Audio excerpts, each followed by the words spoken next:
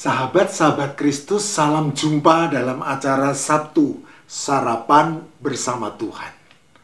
Adapun menu sarapan hari ini diambil dari 1 Korintus pasal 10 ayat 13. Pencobaan-pencobaan yang kamu alami ialah pencobaan-pencobaan biasa yang tidak melebihi kekuatan manusia.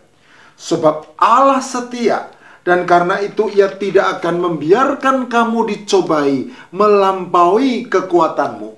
Pada waktu kamu dicobai, ia akan memberikan kepadamu jalan keluar, sehingga kamu dapat menanggungnya. Saya adalah warga negara Indonesia yang tinggal di Semarang. Dan saya bangga berbahasa Indonesia. Mengapa? Karena bahasa Indonesia memang bahasa yang hebat. Dan bagi saya, bahasa Indonesia jauh lebih hebat daripada bahasa Inggris, yang merupakan bahasa internasional. Itu sebabnya saya lebih suka berbahasa Indonesia, meskipun saya termasuk fasih berbahasa Inggris, yang kebetulan juga merupakan bahasa ibu teman saya. Today, I used to table square. Hari ini saya memakai kemeja kotak-kotak. But another river, I will use to table different. Tetapi lain kali saya akan memakai kemeja yang berbeda. Don't follow me, my business English language. Jangan ikut campur urusan bahasa Inggris saya. And help, don't judge me stupid doesn't play. Dan tolong jangan menghakimi saya, bodoh bukan main. Bagi orang-orang yang merasa fasih berbahasa Inggris, coba jawablah tebak-tebakan berikut ini dalam bahasa Inggris. Ban apa yang rasanya manis? Banana soup. Lem apa yang bisa diminum? Lemon tea. Ikan apa yang paling hebat? Ikan do everything. Hewan apa yang paling kaya? Hewan to be a millionaire. Daun apa yang paling sering dinyanyikan orang?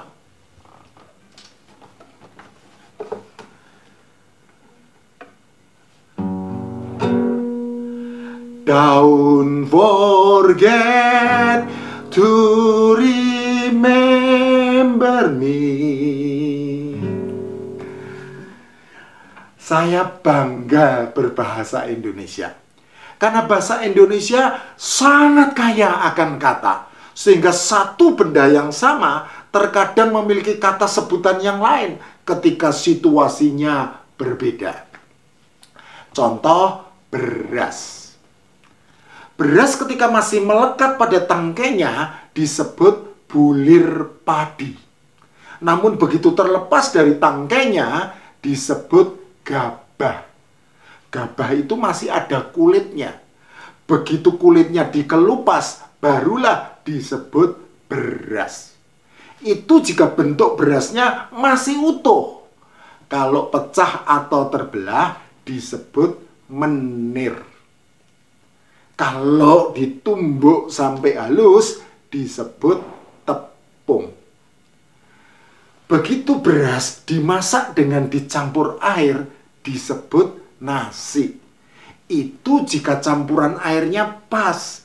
Kalau campuran airnya terlalu sedikit sehingga nasinya menjadi kering dan hangus, maka disebut kerak.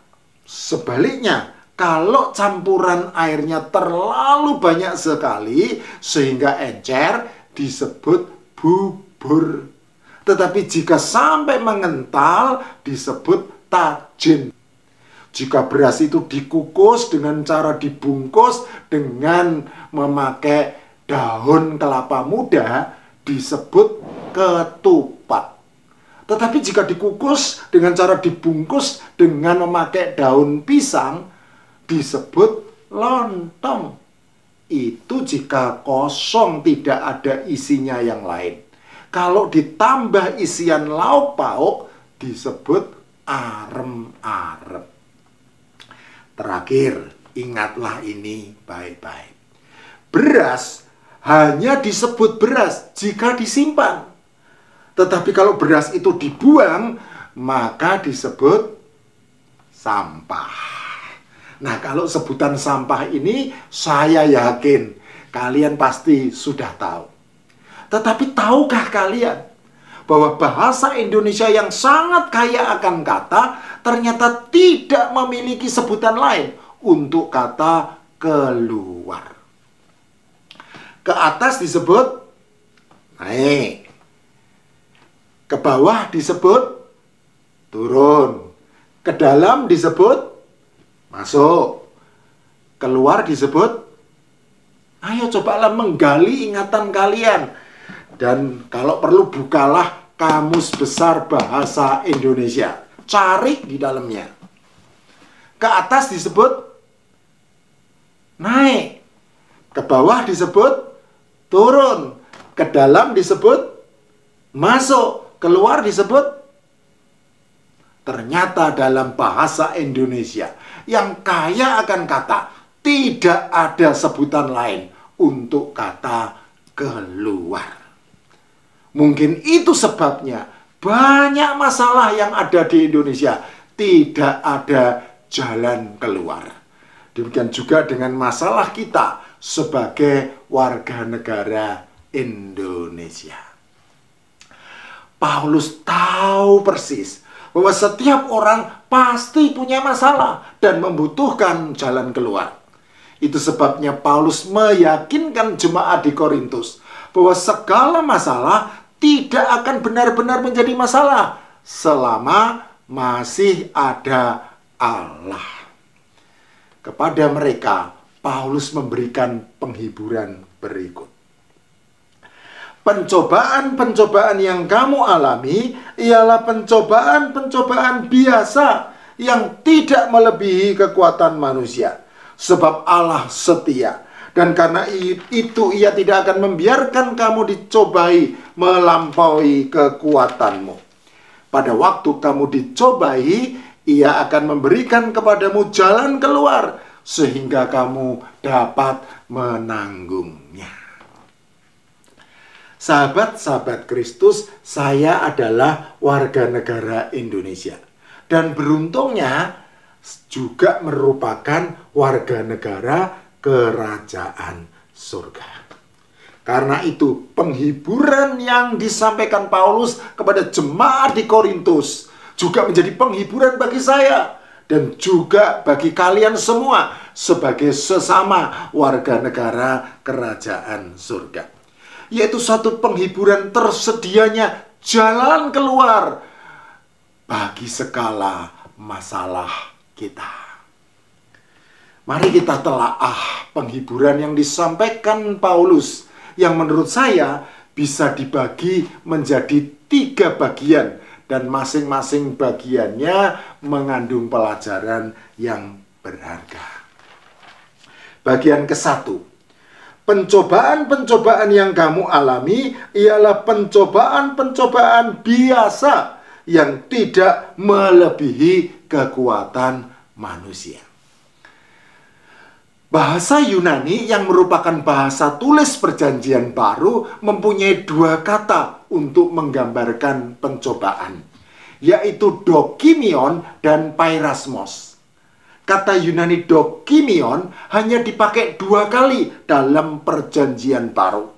Dan tujuan pencobaannya adalah untuk memurnikan atau menguji. Kata Yunaninya dokimatsu. Sedangkan kata Yunani pairasmos dipakai 21 kali dalam Perjanjian Baru. Dan tujuan pencobaannya ada 2. Untuk memurnikan atau menguji, dan untuk menggoda atau menjebak. Kata Yunaninya peiratsu. Kata pencobaan yang dipakai Paulus dalam penghiburannya adalah kata Yunani peirasmos. Itu berarti pencobaan-pencobaan yang dimaksud Paulus meliputi baik pencobaan-pencobaan yang tujuannya untuk memurnikan atau menguji, yang apabila berhasil menemukan jalan keluar akan disebut lulus, maupun pencobaan-pencobaan yang tujuannya untuk menggoda atau menjebak, yang apabila berhasil menemukan jalan keluar akan disebut lolos. Kedua jenis pencobaan ini selalu menjadi masalah bagi semua orang, termasuk kita sebagai warga negara kerajaan surga.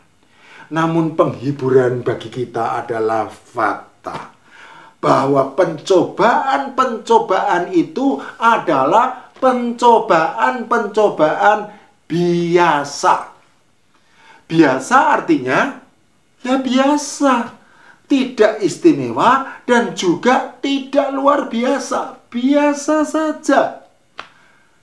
Jadi jika kita punya masalah, jangan merasa istimewa atau luar biasa.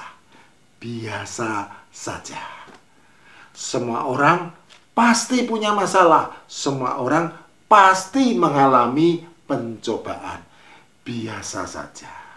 Begitu biasanya, sampai yang biasa itu ukurannya juga normal dan masuk akal. Tidak melebihi kekuatan manusia. Bagian kedua. Sebab Allah setia, dan karena itu Ia tidak akan membiarkan kamu dicobai melampaui kekuatanmu. Sungguh penghiburan yang sangat melegakan.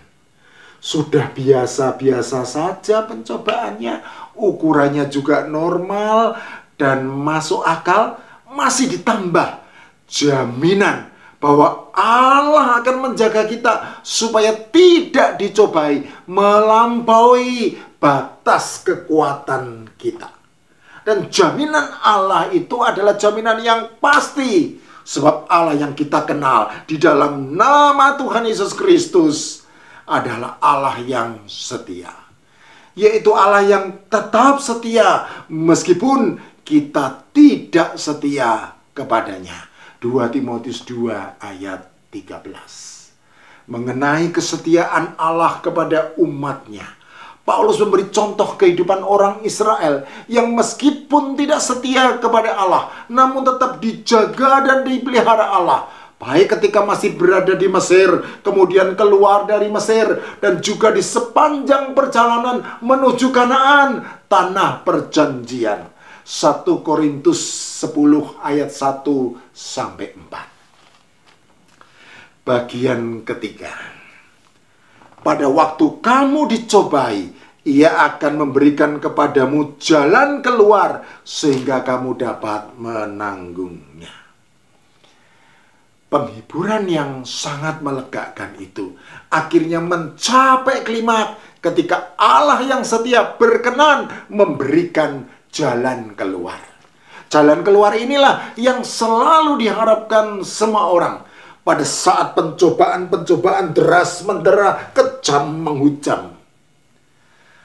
Bangsa Israel di bawah kepemimpinan Musa yang keluar dari negeri Mesir menuju Kanaan menjadi contoh nyata umat Allah yang diberi jalan keluar oleh Allah yang setia.